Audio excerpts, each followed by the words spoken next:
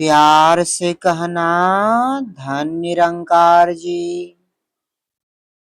आज हम आपको जीवन के उद्देश्य के बारे में बताएंगे। ब्रह्मांड में जितना भी जड़ चेतना सृष्टि है, उसमें कोई भी वस्तु निरुद्देश्य दिखाई नहीं देती है। कोई भी व्यर्थ नहीं है। इस संसार में जितना भी वस्तु है, उसका किसी न किसी उद्देश्य से इस निराकार ने उसे बनाया है। हर वस्तु किसी न किसी प्रकार सृष्टि की सेवा और उसके लाभ के लिए कार्य करता है। भयानक से भयानक नजर आने वाला पशुओं और पक्षियों का भी कोई न कोई प्रयोजन है। छोटे से छोटे जीव जंतु भी किसी न किसी उद्देश्य की पूर्ति करने के लिए बनाए हैं। ऐसी स्थिति में सोचने की बात है कि मनुष्य की रचना किस उद्देश्य की पूर्ति के लिए की गई है। प्यार से कहना धन निरंकार जी। हम देखते हैं कि मनुष्य को छोड़कर सारी जड़ चेतना सृष्टि स्वाभाविक कर्मों के अधीन है।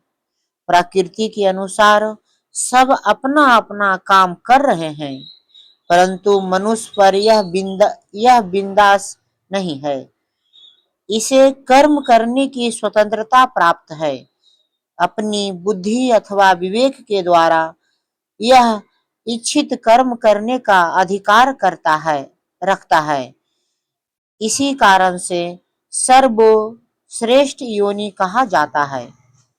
इस उत्तम योनि को इतने अधिकार और इतनी स्वतंत्रता देकर आखिर कौन से उद्देश्य की पूर्ति करने के लिए निराकार ने पैदा किया है। यदि गंभीरता से विचार करें तो स्पष्ट हो जाता है कि मनुष्य दूसरी योनि से किसी भी बात किसी भी बात में बरी नहीं है।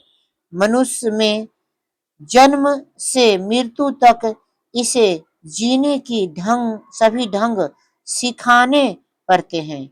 यही कोरे कागज की तरह होता है। इसे पीना, खाना, बैठना, उठना, चलना, बोलना आदि सब कुछ सिखाना पड़ता है। दूसरी योनि में जन्मे हुए ही वही बहुत कुछ सीख कर आता है, परंतु यह बुद्धि पैदा होता है। मछली को तैरना, बंदर को पेड़ पर चढ़ना कोई नहीं सिखाता।